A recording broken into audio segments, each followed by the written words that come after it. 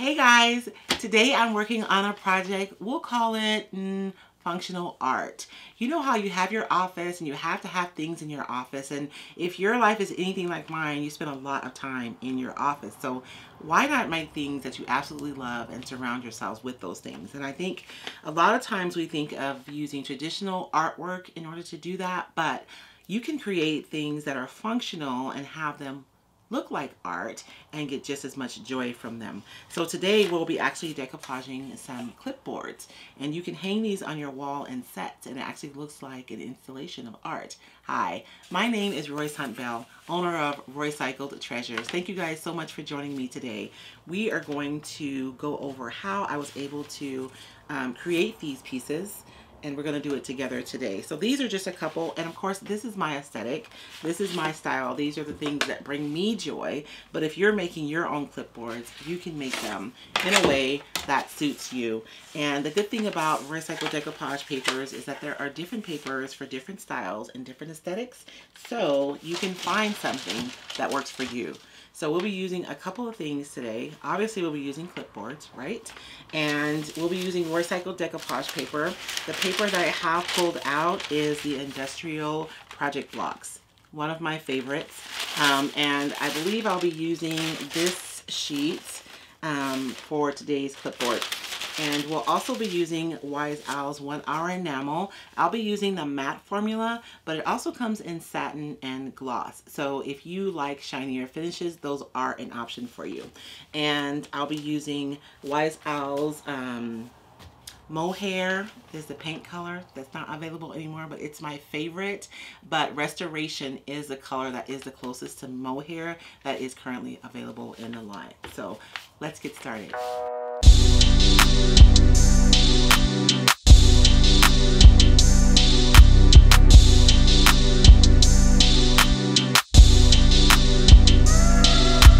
And you guys will note that I kind of masked off all of the areas of the board behind the clip, because I went in yesterday and I primed the clip with clear primer from Wise Owl. I wanted to make sure that this super shiny metal was the paint was going to be able to adhere really well to it. So for this clipboard, I'm thinking that I want to make it black. So we'll start off with the black Wise Owl Chalk Synthesis paint to paint the top of this board. So I'm just going to take the chalk style paint and paint it right over the top of this. Ooh. And you don't have to paint your clip, you can leave it silver, but I thought like a flat black would look really cool for this clipboard. And that's it, you guys. Now my clip is painted. I'm gonna let this sit and cure for a little bit. For projects like this, when I'm painting metal, I like to give them a little more time than I normally would. And you guys will notice that at the end, I took my brush and I did a little bit of stippling just to add a little bit of texture to this piece. I kind of want it to look like an old piece of iron. And so that is how I mask off my board. And then I just put this paper underneath my clamp. And then I just took the tape and I taped around the top edges there to mask off my board so I could paint this piece without having to worry about it. So I do have one that's already painted that we can get done. On this one, I just used a piece of newspaper because that's what I had handy, and some tape. So we're going to take that right off of there. Okay, so our next step is going to be to clamp our clamp so that it's out of the way while we're working on the actual clipboard. So this is just a piece of foam I have. I use these to apply paint sometimes. So I'm putting this here because I don't want to scratch up my paint on my clamp. And so I'm going to take this. It's just a regular clamp that probably most people have on your workbench, but I'm going to use it to clamp this open my clip. I want my clip to be open so that I can work on my my clipboard unobstructed. So that way it's up and it's out of the way and I don't have to worry about it. I just want to make sure that I have it on there good, because I have had it pop off before and that was not good. So I'm a little bit tighter than that. So that way it's up and out of my way and I can work on my clipboard unobstructed. So I'm going to paint this with the mohair. If you guys are looking for a similar color to this one, Restoration would be the color that's currently available. And I'm just using a simple craft brush, you guys, to apply this paint. And I always paint light colors under my decoupage because it makes the images on your decoupage paper pop. You can paint different colors as well. I think what we'll do a demonstration of some underpainting today where we'll actually glaze underneath here to bring more dimension to our project as a whole. If you want like specific information about underpainting, I have done a video and you can find it here on the Roycycled YouTube channel.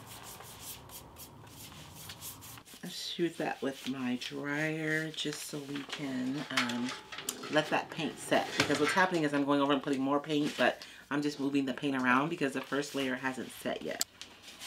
I want to show you guys something. I think it's really cool and it's going to add to my project, but it's something for you guys to think about. So I'm using chalk synthesis paint instead of primer on this project, and because it's not primer, it's not stain blocking. So if you look really closely, you can see that the letters or the writing that was on this board before are actually bleeding through. Now for my project, I think it's going to be awesome. I'm actually thinking about what would happen if I wrote on a board on purpose and then paint it and have bleed through to my final project. I'll contemplate that later. But if you want to have like a pristine, clean, you know, base to be able to decoupage something like pretty and florally, and you don't want that bleed through, you probably want to use white primer as your base coat for your project. So I wanted to add a grungy element to my piece. I'm actually going to sacrifice one of my makeup brushes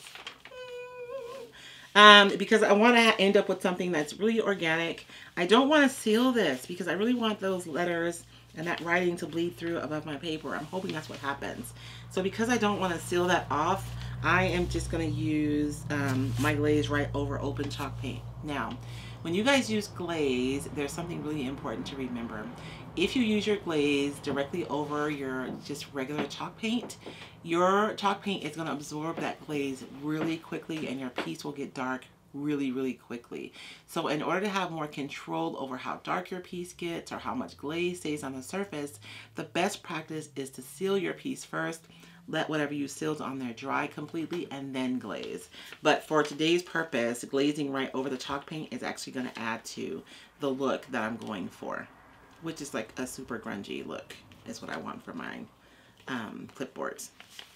So I picked a makeup brush. If I had more brushes that were not in like jar of purgatory, I would probably be using like my 035, which is my Klingon brush for this. But for today, I'm going to be using this little makeup brush.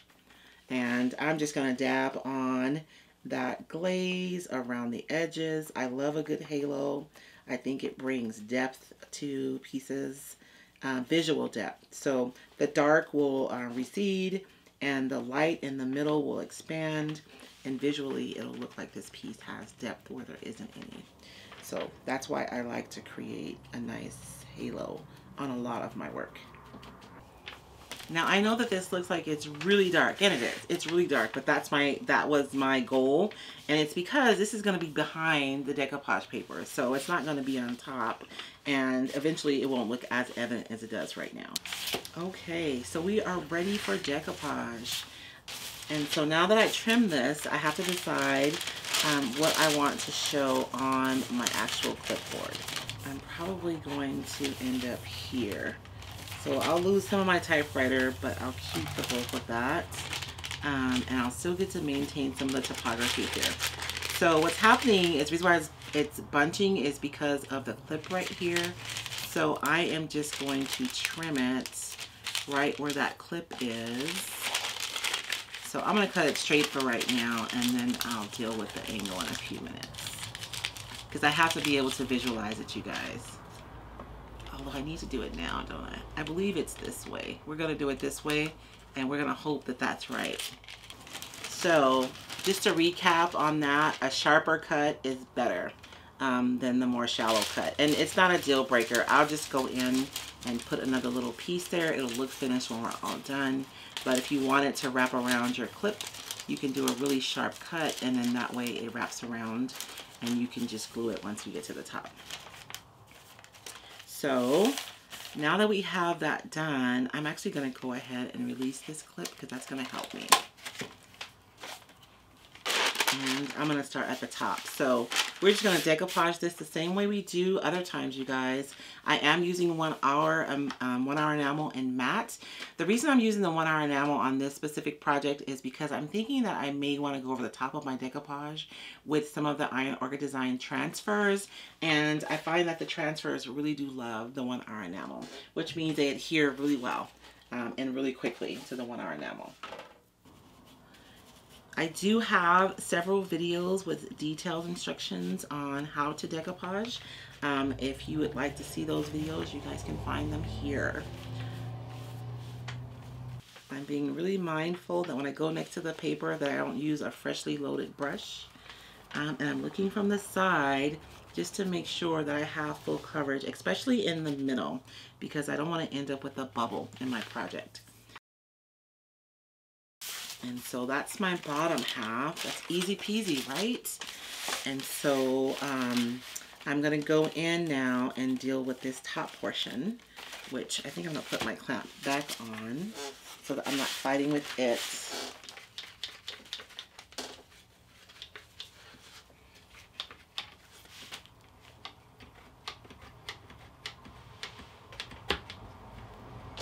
Just making sure it's on there really well so it doesn't pop off. I've had that happen before.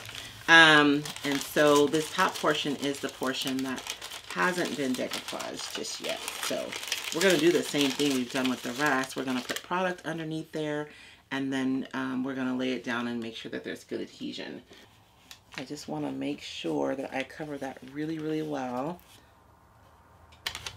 And I'm doing the same thing here. I've offloaded my brush, and now I'm going in right next to the paper to make sure that I have product there and that I don't end up with a bubble. Okay. So I'm just going to go in, you guys, and rub that down. And I'm going to have to do some work up here at this top, right? But I'm going to wait until afterwards, and I'll go in. And what I'll do is, I'm going to go ahead and close this. What I'll do is I'll just go in and cut another little piece of paper, and I'll put it in there. And you will not be able to tell, hardly at all, that I've done that. And so let me dry this really quickly. Let's go ahead and seal it, and then we'll dry it, and then we'll trim it. And so now that it's mostly dry, so when you're working with wood, even if your surface is dry, chances are there's still some moisture underneath. And so you really want to walk away for like a full 24 hours before you evaluate your wrinkles, because they're going to respond to any moisture on your project. So we're going to go ahead and sand the edges. I'll be using a 220 grit sandpaper block to sand off these edges. I love the 220 grit because it's fast, but it's not going to etch my work. And you guys will notice I'm only going one direction when I trim. I don't go two directions. If I pull up and down, I risk lifting my piece. And if I go side to side, I risk tearing it. And I don't want to do either one. So I only go in one direction. Now I have these two areas at the top that don't have any coverage. So I'm just going to go in and add a piece of paper. I'm going to try and put something that kind of makes sense. It doesn't have to be perfect, but I want it to look like it belongs there, right?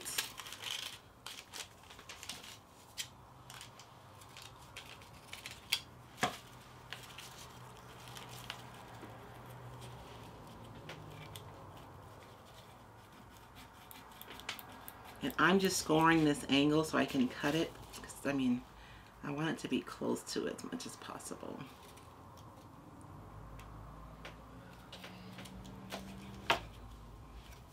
And I'm going to use my small brush for this.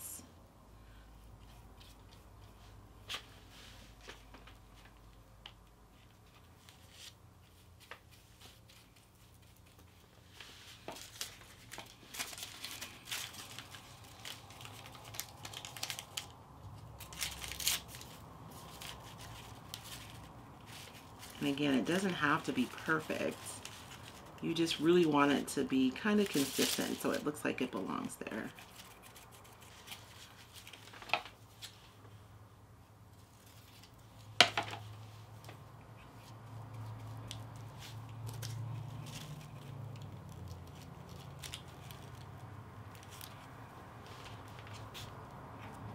I do think it'll be really cool to have a little bit of, I mean, this one looks really masculine as it is.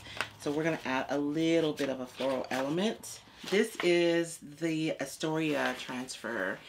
It's really cool. This one is. It's all black and white. It has kind of a boho border on the bottom and then edge flowers. And there's some script involved in there too. But it's a paintable transfer. So you can totally paint this transfer if you wanted it to have color. So I'm just going to add a little bit of a floral element to this, and I think that is going to be perfection right there. And like I said, I used the 1-hour enamel because I knew that I wanted to use a transfer over the top, and the 1-hour enamel works really well with the Iron Orchid Design transfers. And so we're just going to rub that right off. I love when my transfers go off edge. I think it just looks really cool and organic. And again, you're layering projects, you guys, especially with the transfers, you want to make sure that your surface is completely dry. So this is why you want to wait until your project is completely dry, you guys. Oh my gosh. See, I should follow my own rules. So there are places where the floral kind of lifted the paper a little bit. But if you wait until your project is completely dry before you do your transfer, you won't have any problems with transferring over your decoupage. So that is my project for today. I'll probably add a butterfly tomorrow. I won't do it today. I'll add a butterfly up here tomorrow, and then we'll post a picture of our final project. But thank you guys so much for joining me. I hope to see all of you with your offices made prettier by an installation of multiple clipboards with beautiful artwork that you've created yourself. Thank you so much. Be sure and subscribe to the Roycycled YouTube channel if you want to see more tutorials. You guys can hit the red subscribe button. If you click the bell, you guys will actually get an alert when we upload new videos. If you have, if you're looking for any of the products that we used here today, you can find them at roycycled.com. I'll be sure and put the information below.